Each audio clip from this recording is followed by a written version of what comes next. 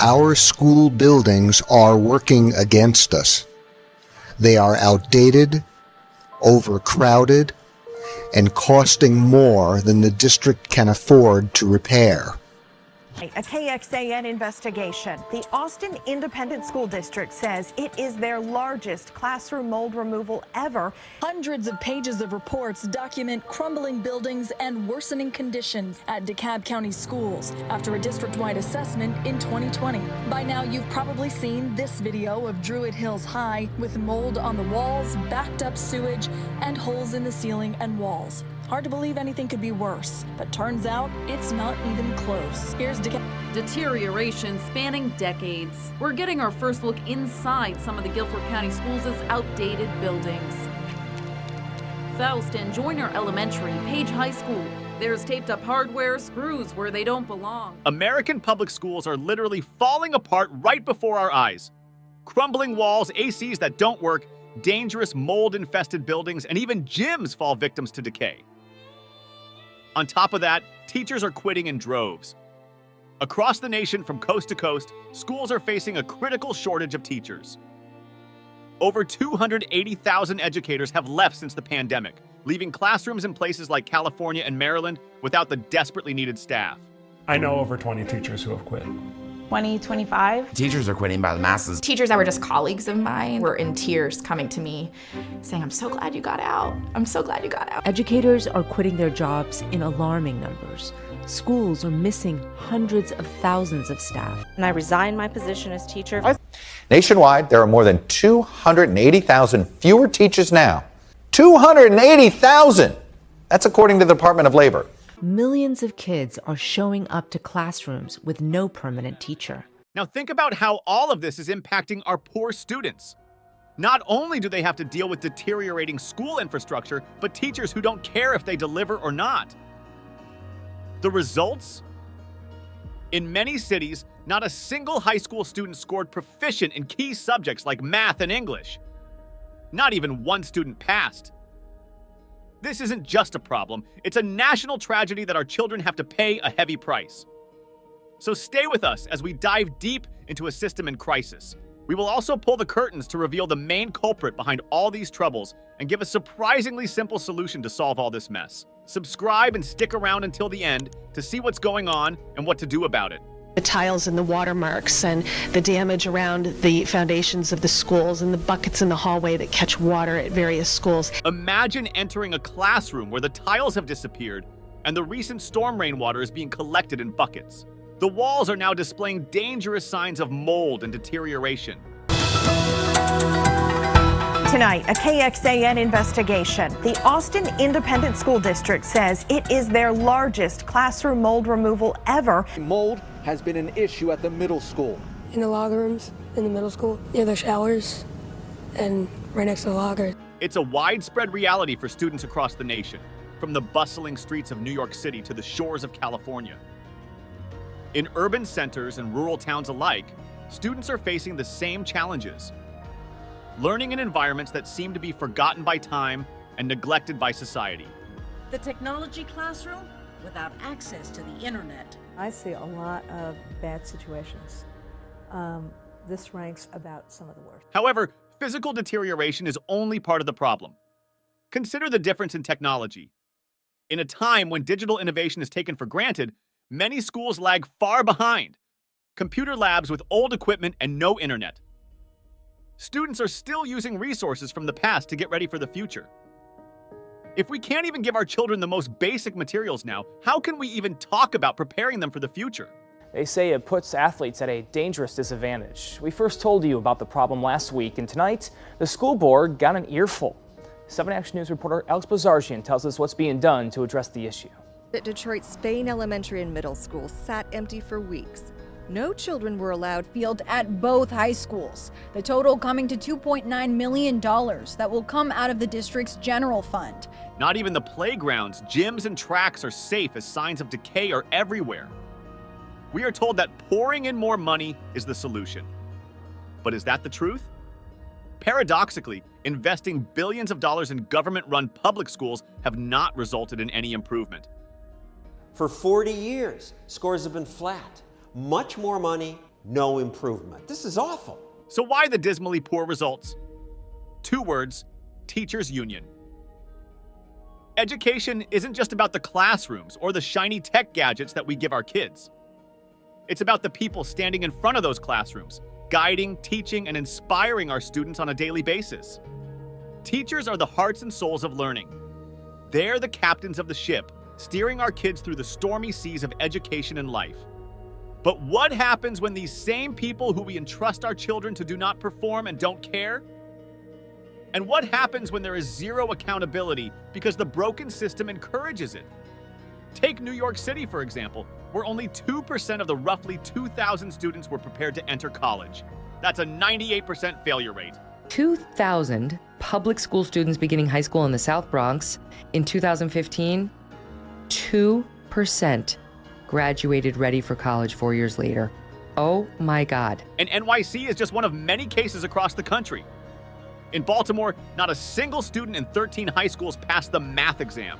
And of the top 5 high schools, only 11% of students passed, meaning 89% failed. And this is at the 5 best high schools in Baltimore. At 13 Baltimore City high schools, not a single student who took the 2023 math exam in the spring scored proficient. In Detroit, more than 100 schools were shut down in 2 decades because they consistently were underperforming. Detroit has closed more than 2/3 of its buildings since 2000, leaving many of them boarded up, abandoned, and ripe for looting. More than 100 schools have been closed down in Detroit over the last 20 or so years. That's more than 5 schools. From a high of 380 schools in 1975, only 97 are open today. On the West Coast, it doesn't look much better, where less than 50% of Californian students are proficient in reading and math. Math are where kids in California are faring the worst. Less than half of California students are proficient in either one of the categories. On another note, instead of focusing on areas that really matter, the public schools have gone totally woke with rainbow flags and lessons on how to put condoms on bananas.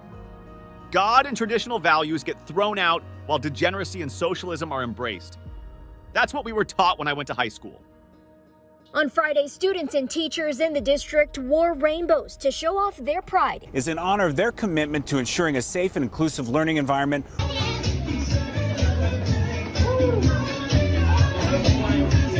These embarrassing facts, you would think teachers who do not live up to their task would immediately be fired. But sadly, the teachers' union that they belong to makes it extremely hard, long, and expensive to do so. This is the list of steps required to fire a teacher in my town. This is why most principals don't even try. The cost of firing them is prohibitive. It's prohibitive in financial terms and in time. If you want, in money terms, a study has shown that to fire a teacher for incompetence takes an average of 830 days, which is more than 2 years, and costs an average of $313,000. And that by no means guarantees that you'll be able to do it. 4 years, $283,000, $127,000 in legal fees, plus what it costs to have a substitute fill in them, all while he's sitting home having popcorn. And to top it all off, much of our precious tax dollars are wasted on needless bureaucracy where staff members are not even educators. Take Mohammed Choudhury, who earns $310,000 a year as Maryland Superintendent of Schools, and Dr. Sonia Santelises, who earns $445,000 as the CEO of Baltimore City Public Schools. Both are neck-deep in scandals and are fighting for their jobs. Mohammed Choudhury earns $310,000 as the Maryland State Superintendent of Schools, and he's currently fighting for his job. Dr. Sonia Santelises last year earned $445,000 in total compensation as the CEO of Baltimore City Public Schools. That's right. This is the same school district where not a single student in 13 high schools could pass the math exam. And yet, both of these government people are taking home fat paychecks at our expense and that of our children's future. This is not even the tip of the iceberg, as government-run public schools love to dream up useless positions such as assistant principal, assistant coach, assistant this, assistant that, so each person will pay membership fee to the teachers' union. The more government employees, the more membership dues. Instead of using the badly needed money to increase teachers' salaries and improve school infrastructure, our tax money is misdirected to this gigantic bureaucratic monster. And this monster always grows bigger and bigger and requires more and more taxpayers' money. And that's the main problem with our sad state of education in modern-day America. Trillions have been wasted with very little to show for. Before we give you the surprisingly simple solution to fix all this mess, we want to quickly introduce one of the sources for this video, the book Charter Schools and Their Enemies by Thomas Sowell. Professor Sowell is a renowned scholar who taught at numerous universities and has written scores of books. You can listen to his excellent book on Audible. If you click on the link below, you will get 3 free months of Premium Plus services. This is a limited time offer, so get it while it lasts. So what's the solution? How can we fight against the education mafia, as I call it, better known as the teachers union? The answer is simple: school choice. If you don't want little Johnny to be turned into a little good Marxist, you should and must have the right as a parent to take him out of that public school and transfer him to a private one or homeschool him yourself. Private schools require lots of money while homeschools require lots of time, your time. But there's a third option: charter schools. Charter schools are tuition-free public schools that are run by private entities. These companies ensure that students who attend their institutions are given the best education possible. The teachers there are always on their toes because they must deliver results or get fired on the same day. That's right. Teachers at charter schools can get the boot within 24 hours instead of years, costing hundreds of thousands of dollars in legal fees. How is this possible? Because they don't belong to the education mafia, the teachers union. Charter schools are also funded by tax money, and because they have to maximize their resources, they do not waste them on needless bureaucracy like that of public schools. Okay, so enough said, but how do they actually perform? Many perform exceptionally well. We are #1 in student achievement in the state of New York. We're outperforming all of the wealthy suburbs. Charter schools and the students there outperforming their public school counterparts in both math and English. But 95% pass the state math test, 84% the English test. Government-run schools have a much lower pass rate. In Harlem, 43% of 8th graders get passing grades on state math tests. 100% of her kids passed. Studies find test score gains for kids who took vouchers. As a matter of fact, the mostly poor Black and Hispanic students in many charter schools outscore their white and Asian counterparts in wealthy private schools. You heard that right. Many charter school students do even better than private school students regardless of their social and economic disadvantages. This goes against everything we have been told by the teachers union and their Democrat Party supporters. Minority and poor students can't compete because of their race, ethnicity, and low income status. Nothing could be further from the truth. Poor Black and Hispanic students have been failing not because of their skin color or background, but the public schools have been failing them. More precisely, the teachers union has been failing them and robbing them of opportunities to compete against others. Now, one more important eye-opening fact. Charter schools get better results for less the cost. You heard that right.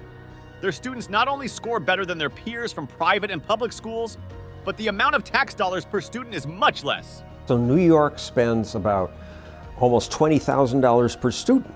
Yeah, and I only get $14,500, and I'm getting vastly better results. For much less money. The government-run schools spend over $30,000 per year in D.C., and the voucher amount's only about a third of that. The kids at American Indian schools now have some of the highest test scores in California.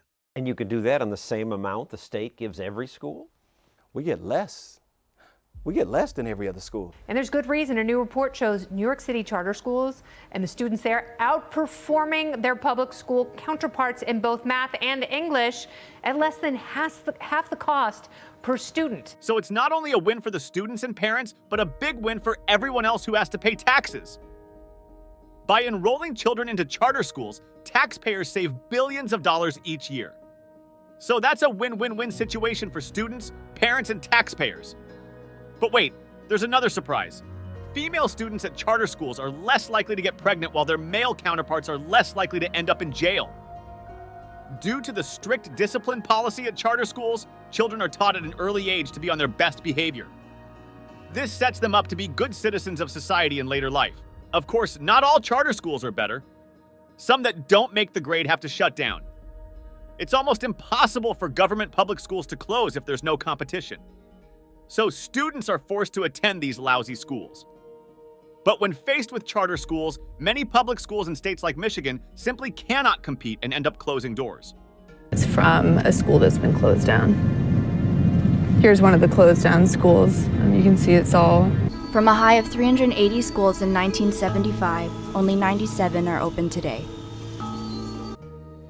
Charter schools are gaining more popularity by the year as folks are finally waking up to the depressing fact that the government's semi-monopoly on education has been a disaster in many parts of the country, and parents are demanding change.